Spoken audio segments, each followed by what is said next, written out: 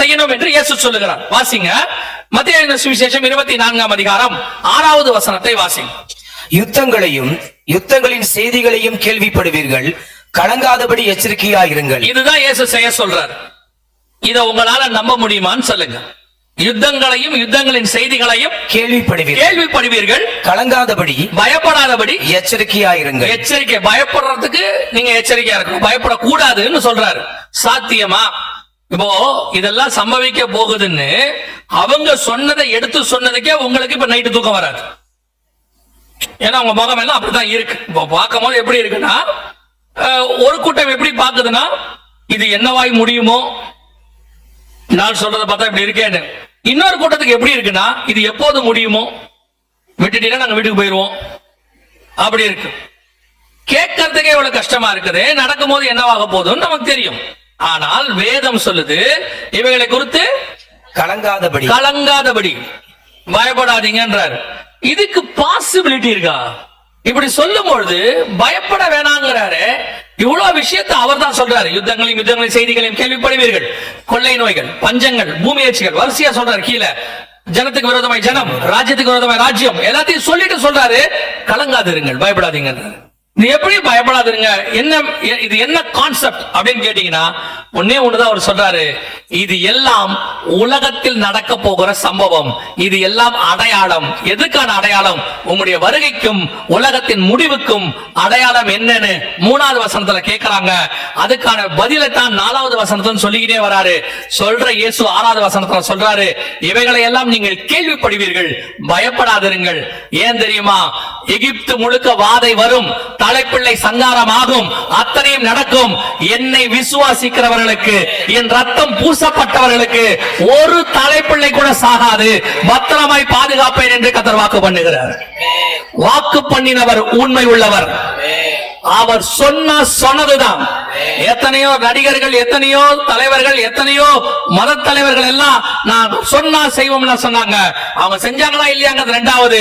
ஆனா இயேசு சொன்னதுதான். அதுல எந்த விதமான மாற்று கருத்தும் இல்ல. இது வரைக்கும் இயேசு சொன்னதுல ஒரு வார்த்தை கூட தவறி போனதில்லை. அப்படியானால் அந்த இயேசு சொல்றாரு, கலங்காதபடி எச்சரிக்கையாகிறீர்கள். இது எல்லாம் உலகத்துல நடக்கும். நீங்க நியூஸ் கேப்பீங்க, டிவில நியூஸ் பாப்பீங்க. என்ன கேட்டா உங்களுக்கு ஒரே ஒரு, என்னுடைய பர்சனல் உங்களுக்கு ஒரு அட்வைஸ் சொல்லக்கூடாது, ஒரு சஜஷன். தயவு செஞ்சு டிவி பார்க்காதீங்க. தைரியமா இருக்கிற உங்களை கூட அவங்க பயமுறுத்திடுவாங்க.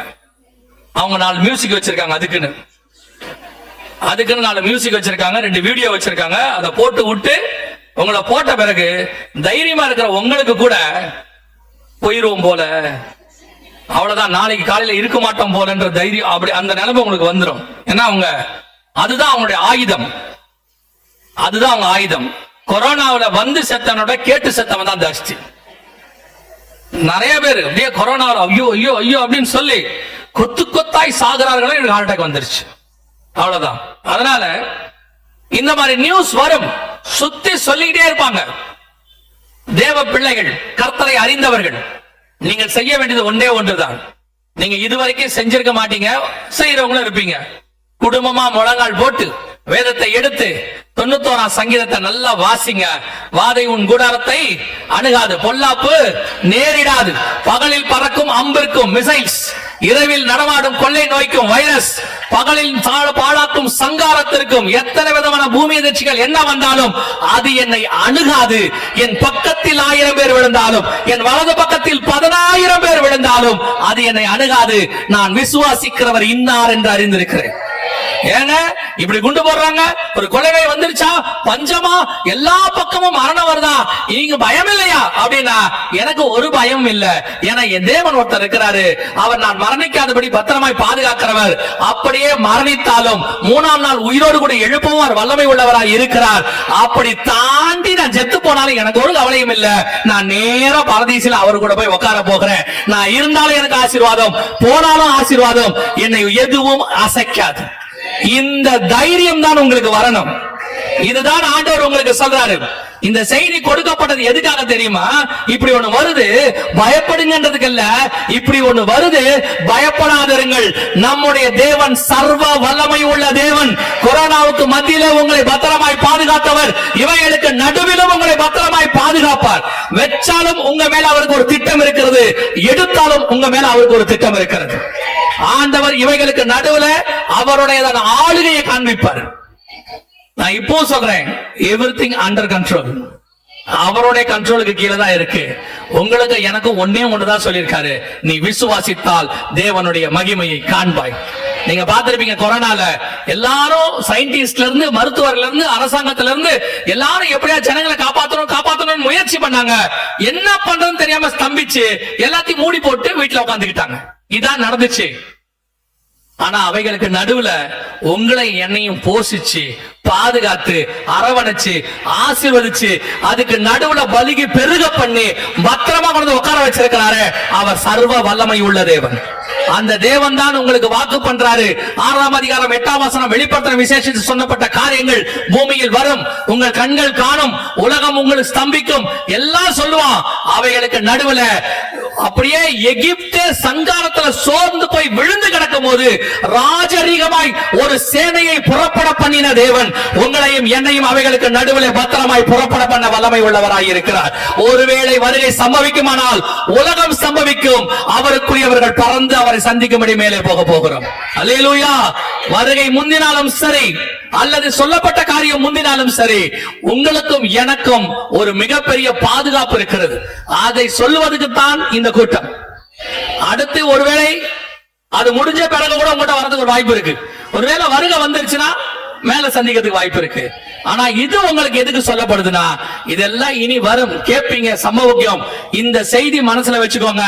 20 சங்கீதத்தை மனசுல வச்சுக்கொள்ளுங்க. உன்னதமானவருடைய மறைவில் இருக்கிறவன் சர்வ வல்லவருடைய நிழலில் தங்குவான். அந்த சங்கீதத்தை டெய்லி வாசிங்க. பயப்படாதிருங்கள். ஏன்னா பயம்தான் பிசாசுடைய டூல், ஆயுதம். நீ பயந்தால் நீங்கள் பயந்தது எனக்கு நேரிட்டதுன்னு இருக்க. இவைகளை முன்னெச்சரிக்கையாக அறிவித்த தேவன், உங்களுக்கு முன்னுரைத்த தேவன். அவர் சொல்லுகிற ஒரு வார்த்தை, கலங்காதபடி எச்சரிக்கையாயிருங்கள். நீ கேரி தாற்றங்கரையில் இருந்தால் உன்னை போஷிக்கும்படி காகத்தை அனுப்புவார். கேரி தாற்றங்கரையின் தண்ணி வத்தி போனா உன்னை போஷிப்பதற்கு ஒரு விதவையின் வீட்டை கர்த்தர் ஆயத்தம் பண்ணுவார். ஒருவேளை காக்காவும் இல்லாமல் விதவையின் வீடும் இல்லாமல் நீ இருக்கக்கூடிய இடம் வனாந்தரமா இருக்குமானால் பரலோகத்திலிருந்து தூதரை அனுப்பி அப்பவும் தலையில் சுடப்பட்ட அடையும் தண்ணீரும் கொடுப்பதற்கு கர்த்தர் வல்லமை உள்ளவராய் இருக்கிறார். அழைத்தவர் உண்மை உள்ளவர். அவர் ஒரு நாளும் கைவிடுகிற தேவனே அல்ல. எனக்கு ஒண்ணு மட்டும் நல்லா தெரியும், இயேசுவை நம்பாம கெட்டு போனவங்க எத்தனையோ பேர் இருக்கிறாங்க. ஆனா இயேசுவை நம்பி ஒருத்தம் கூட கெட்டு போனது கிடையாது. அவரை நோக்கி பார்த்தவர்கள் வெட்கப்பட்டு போனதே இல்லை. அவர் மண் மேடை கூட மாபெரும் மலையாய் மாத்தி உட்காராக்க வல்லமை உள்ளவராய் இருக்கிறார். ஆடுகளுக்கு பின்னால் அலைந்து கொண்டிருந்தவனை ராஜாவாக்க முடிய நம்முடைய ஆண்டவரால் முடியும். ராஜாவா உட்கார்ந்து இருக்கிறவனை புல்லுமைய வைக்கவும் கர்த்தரால் முடியும். தேவனால் கூடாத காரியம் ஒன்றுமில்லை. ஒன்று மட்டும் நான் உங்களுக்கு சொல்றேன், எவ்வளவு கர்த்தருக்கு முன்னாடி தாழ்த்தணுமோ அவளுக்கு அவ்வளவு தாழ்த்துங்க. எவ்வளவு தாழ்த்தணுமோ தாழ்த்துங்க. அதுதான் தாவீதுடைய சக்சஸ் உடைய ஃபார்முலா. கொஞ்சம் ஒரு இன்ச்சு பெருமை உன் சிந்தனையில வந்தா கூட காணாம போயிடுவேன். நான் பார்த்துப்பேன், என்னால முடியும், நடக்கும். நான் இல்லாட்டி எப்படி இந்த நாங்கிற வார்த்தையை தூக்கிடுங்க. தமிழ்நாட்டில் நான் பேசின எத்தனையோ பேர் காணாம போயிட்டாங்க. எல்லாம் உங்க கிருபைன்னு சொன்னவன் மட்டும்தான் இன்னைக்கு உயிரோடு கூட இருக்கிறான். அல்லேலூயா. எவ்வளவு கர்த்தரை உறுதியா பற்றிக்கொள்ள முடியுமோ பற்றிக்கொள்ளுங்கள். இனி வருகிற காலம் பொல்லாதவைகள், இனி வருகிற சம்பவங்கள் எல்லாம் பொல்லாதவைகள். ஆனால் நம்முடைய தேவன் அவைகளுக்கு நடுவுல உங்களை பத்திரமாய் பாதுகாக்க வல்லமை உள்ளவராய் இருக்கிறார். அல்லேலூயா. ஒருவேளை இவைகளுக்கு நடுவுல கர்த்தருடைய வருகை சம்பவிக்குமானால், அது முந்துமானால், ஏன்னா எப்ப எது வரும் நமக்கு தெரியாது. இதெல்லாம் ஆண்டவர் சொன்னபடி போயிட்டே இருக்குது. வருகை வரும். ஆண்டவர் சொல்லி வச்சிருக்கார், நினையாத நாளிகையில் மனுஷகுமாரன் வருவார். வருகை வருமானால் இந்த வருகையை நான் எடுத்துக்கொள்ளப்படுவதற்கு எப்படி ஆயத்தப்படணும் அப்படின்னு கேட்டீங்கன்னா, முதலாவதாக இயேசு கிறிஸ்துவின் ரத்தத்தினாலே பாவ மன்னிப்பு நிச்சயத்தை நீங்கள் பெற்றிருக்க வேண்டும். இயேசு என் பாவத்தை மன்னிச்சாருங்கிற நிச்சயம் இருக்கு. நிறைய பேர் நினைக்கிறாங்க, 4 தலைமுறையா கிறிஸ்டின், 3 தலைமுறை கிறிஸ்டின், 4 தலைமுறை கிறிஸ்டின். எங்க தாத்தா காலத்துல இருந்து சர்ச்சில் இருக்கீங்க, அது உங்க தாத்தாவுக்கு ஓகே. நீங்க ரட்சிக்கப்பட்டிருக்கிறீங்களா? ஏன்னா வேதம் தெளிவாய் சொல்லுகிறது, நாம் தாயின் கருவில் உருவாகும் போதே, கர்ப்பம் தரிக்கும் போதே பாவத்தில் இருக்கிறோம். அந்த ஜென்ம சுபாவம் ஜென்ம பாவம் பாங்க. ஜென்மனா போன ஜென்மம் இல்ல, அப்படிலாம் கிடையவே கிடையாது. ஒரே ஜென்மம் தான், நமக்கு ஒரே வாழ்க்கை தான். மனுஷன் ஒரே தரம் மறிப்பதும் பின்ன நியாய தீர்ப்படைவதும் 6 ஜென்மம் 5 ஜென்மம் 3 ஜென்மம் எல்லாம் கிடையாது. இந்த ஜென்ம சுபாவம் என்னன்னா, தகப்பனுடைய பாவம், தகப்பனுடைய சுபாவம், தாயினுடைய காரியங்கள் நமக்குள்ள இருந்து வரும், அந்த ஜீன்ல வரும். அதுல இருந்து உங்களை விடுதலையாக்க வேண்டும் என்றால் இயேசுவின் ரத்தத்தாலே நீங்கள் பாவ மன்னிப்பை பெற்றிருக்க வேண்டும். நீங்க பெற்றிருக்கிறீங்களா? அறிக்கை செஞ்சிருக்கிறீங்களா? இயேசுவே என் உள்ளத்தில் வாரும், என் பாவத்தை மன்னியும், உம்முடைய பிள்ளையாய் என்னை ஏற்றுக்கொள்ளும் அப்படி என்று நீங்கள் அறிக்கை செய்யும் போது கர்த்தர் பாவங்களை மன்னிக்க வல்லமை உள்ளவராய் இருக்கிறார். உலகத்திலேயே பாவ மன்னிப்ப இவ்வளவு எளிதா தம்மை தேடுகிறவர்களுக்கு கொடுக்கிற தேவன் ஆண்டவராக இயேசு கிறிஸ்து ஒருத்தர் மட்டும்தான். நீ இருக்கிற இடத்துல முழங்கால் போட்டு கைய உயர்த்தி உண்மையா கேட்டீங்கன்னா கர்த்தர் மன்னிக்க வல்லமை உள்ளவராக இருக்கிறார். அல்லேலூயா. இரண்டாவது, பிதா குமாரன் பரிசுத்தாவின் நாமத்தினாலே தண்ணீர்ல மூழ்கி ஞானஸ்நானம் எடுத்திருக்கணும். சிலருக்கு சொல்லுவாங்க, நான் சின்ன வயசுல எடுத்துட்டேன், குழந்தையிலே எடுத்துட்டேன்.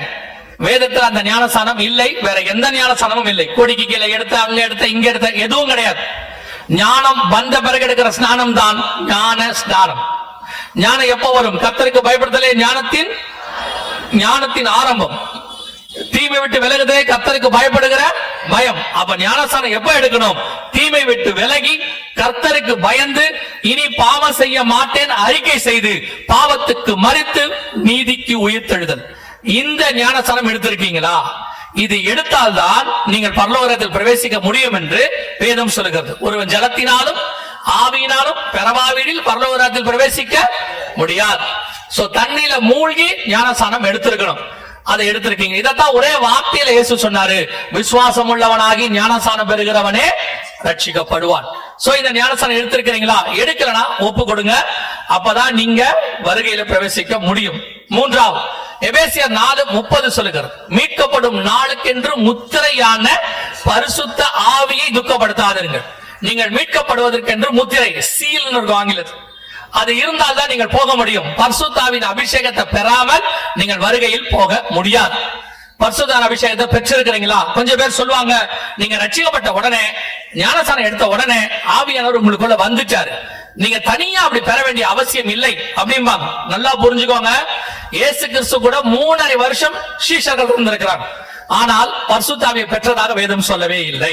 அவர் பரிசுத்தாவியிலேயே பிறந்தவர், பரிசுத்தாவினால் நிரப்பப்பட்டவர். அவர் கூட 3 வருஷம் இரவும் பகலும் அவர்கள் இருந்திருக்கிறார்கள். ஆனால் இயேசு சொல்றாரு, பரிசுத்த ஆவியானவர் உங்களிடத்தில் வருகிற வரைக்கும் எருசலேமிலே தங்கியிருங்கள். அப்ப இயேசு கூட இருந்தாலும் அபிஷேகம் பெற வேண்டும் என்பது அவசியம். அதைத்தான் உங்களுக்கு சொல்லுகிறோம். ஒரு ஞானஸ்நானம் எடுத்த ஒருத்தனை பார்த்து பவுல் கேட்கிறார், பரிசுத்தாவின் அபிஷேகத்தை பெற்றீர்களா? அவர் சொல்றாரு, இல்ல எனக்கு தெரியாது. அடுத்த கேள்வி கேட்கிறாரு, என்ன நாமத்தில் ஞானஸ்நானம் எடுத்தீர்கள்?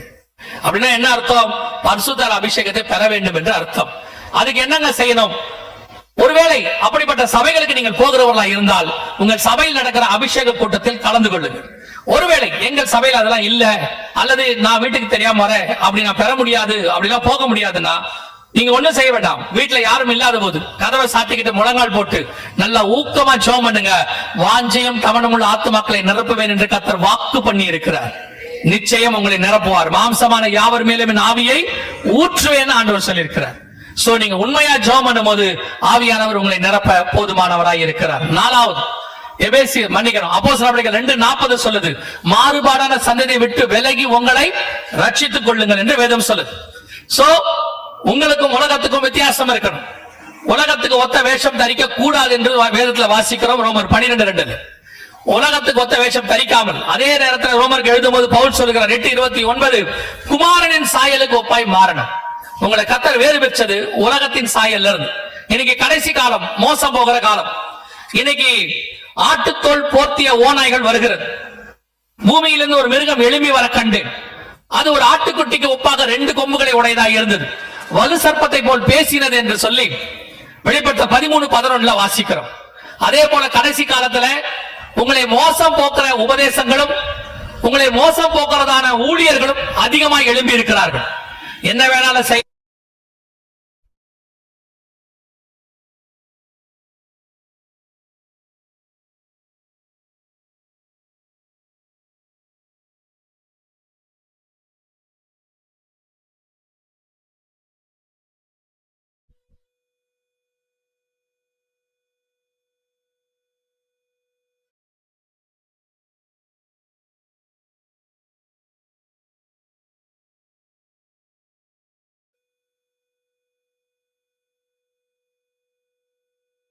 விட மாட்டார்கள். இவங்களை பார்த்துதான் உங்களை பத்தி உங்களுக்கு சொல்றார் ஆண்டவர், மாறுபாடான சந்ததிகளை விட்டு விலகுங்கள் என்று சொல்லி. நீங்கள் பரலோகத்துக்கு போகணும்னா இந்த மாதிரி ஆட்களை விட்டு விலகித்தான் ஆகணும். They are all entertainers. உங்களை மகிழ்விக்கிறவர்கள், உங்களை சந்தோஷப்படுத்துகிறவர்கள். But we need transformers. உங்களை மறுரூபமாக்குறவர்கள், பரலோகத்துக்கு கூட்டிட்டு போகிறவர்கள். We don't want entertainers. நாம என்டர்டெயின்ல தான் வந்திருக்கோம். இங்கேயும் என்டர்டெயின் பண்றதுக்கு ஆள் தேவையில்லை. நான் சொல்றேன், அவர்கள் என்டர்டெயின் பண்ணி உங்களுக்கு கிடைக்கிற சந்தோஷத்தை விட தனிமையில் 1 மணி நேரம் தேவ சமூகத்தில் உட்கார்ந்து பாருங்கள். அந்த சந்தோஷத்துக்கு ஈக்குவலான சந்தோஷத்தை உலகத்தில் நீங்க வேற எங்கேயுமே பார்க்க முடியாது.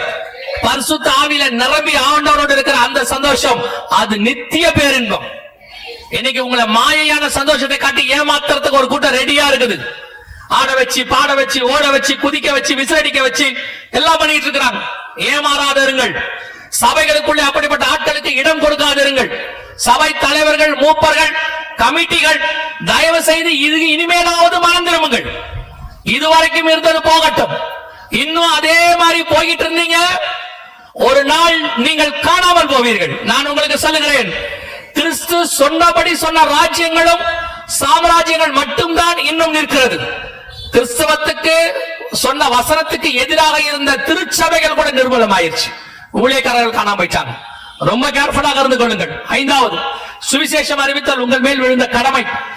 நீங்கள் சுவிசேஷத்தை சொல்ல வேண்டும் என்று வேதம் சொல்லுகிறது. சொல்லாவிட்டால் உங்களுக்கு ஐயோ என்று சொல்லுகிறது. இவ்வளவு காரியங்கள் நீங்கள் பார்த்திருக்கிறீர்கள். நீங்கள் இந்த காரியத்தை ஜனங்களுக்கு சொல்ல வேண்டும் என்று ஆண்டவர் சொல்லுகிறார். சில நேரங்களிலே ஒரு சிலர் எங்களிடத்துல கேட்கிறார்கள், எங்களுக்கும் இதே மாதிரி சொல்லணும்னு ஆசையா இருக்கு, ஆனா இந்த மாதிரி டேட்டாஸோ அல்லது இந்த மாதிரி விஷயங்களோ எங்களுக்கு கோர்வையா எங்களுக்கு இருந்தா நாங்க போய் சொல்றதுக்கு ஈஸியா இருக்கும் அப்படின்னு ஒரு சிலர் சொன்னதனுடைய விளைவாக இந்த காரியங்கள் எல்லாம் உள்ளடக்கி ஒரு டிராக்ட் ஒன்று போடப்பட்டிருக்கிறது. இதா இருக்கு இந்த டிராக்டர். இது இங்க இருக்கும், பின்னாடி இருக்குது. இது காசல்ல, ஃபுல் ஃப்ரீ தான். இது இங்க வெளியே பின்னாடி வச்சிருப்பாங்க. உங்களுடைய திருச்சபைகளுடைய அட்ரஸ் போடுறதுக்கு பின்னாடி இடம் இருக்கு. இங்க உங்க சர்ச்சுடைய அட்ரஸ் நீங்கள் போட்டுக்கொள்ளலாம். ஆனால் இங்க இருக்கிற ஒருத்தருக்கும் ஒரு 5 டிராக்ஸ் தான் கொடுப்பார்கள். அதுக்கு மேல தரமாட்டாங்க. ஏன்னா இலவசமாக கிடைத்தால் நீங்கள் என்ன செய்வீர்கள் என்று உங்களுக்கும் தெரியும், எனக்கும் தெரியும். சோ ஆனா உங்களுக்கு யாருக்கும் இதை நிறைய தரமாட்டாங்க. ஒரு 5 தருவாங்க. இதை நீங்கள் என்ன செய்யணும் அப்படின்னா, உங்களுக்கு உங்க சொந்தக்காரங்க, நண்பர்கள், கூட வேலை பார்க்கிறவர்கள், படிக்கிறவர்கள் இன்னும் ரட்சிக்கப்படாமல் இருந்தால் அவருடைய பெயர்களை, ஒரு 5 பேரோட பேரை உங்க டைரியில எழுதி அந்த 5 பேருக்காக குறைஞ்சபட்சம் ஒரு 3 நாளாவது ஜெபம் பண்ணுங்க. டெய்லி ஜெபிச்சிட்டு அந்த 5 பேரை தேவ சமூகத்தில் ஒப்பு கொடுத்துட்டு அவங்களுக்கு கொண்டு போய் இந்த டிராக்ஸ கொடுங்க. அந்த 5 ஆத்துமாக்களையும் கர்த்தர் உங்களுக்கு தருவார். நீங்க இதை செய்யுங்க. இதை நிச்சயமா கர்த்தர் உங்களுக்கு தருவார். ஏன் தெரியுமா? நீங்கள் பரலோகத்துக்கு போகும்போது இந்த பூமியிலிருந்து எதையும் கொண்டு போக போகிறது இல்லை. நீங்கள் ஆத்துமாக்களை மட்டும் கொண்டு போவீர்கள். உங்களுக்கு நல்லா தெரியும். ஏன்னா இதுக்கு முன்னாடி பூமி விட்டு போனவங்க கிட்ட நீங்க எதையும் கொடுத்து அனுப்பல, எல்லாத்தையும் நீங்க எடுத்துக்கிட்டீங்க. நீங்க போகும்போது உங்ககிட்டயும் எவனும் எதுவும் கொடுக்க போறது இல்லை, அவன் எடுத்துக்க போறான். இதை இயேசுநாதர் அழகா சொன்னார். நிர்வாணியாய் வந்து நிர்வாணியாய் போகிறேன். சோ உங்களுக்கு நல்லா தெரியும். ஆனாலும் சிலருக்கு தெரியாது. என்ன செய்தி கேட்டாலும் சாகர வரைக்கும் எவனுக்கும் எதையும் கொடுக்காம செத்த பிறகு எடுத்துக்கடான்னு பிள்ளைகளை அடிதடியில விட்டுட்டு போற ஆட்கள் தான் ஜாஸ்தி. அதனால இருக்கும் போதே எவ்வளவுக்கு எவ்வளவு சுவிசேஷம் சொல்லி போகிற இடத்திற்கு சொத்து சேர்க்க முடியுமான்னு பாருங்க.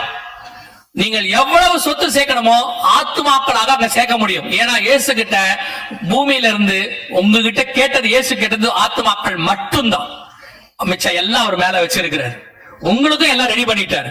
உங்களை கொண்டு வர சொன்னது அது மட்டும்தான். நீங்க வேற எதையும் கொண்டு போகவும் முடியாது.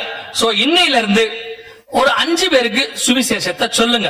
பின்னாடி இருக்கும். ஒருவேளை இந்த டிராக்ஸ் முடிஞ்சிருச்சுன்னா உங்க ஊழியக்காரர்கிட்ட சொல்லுங்க.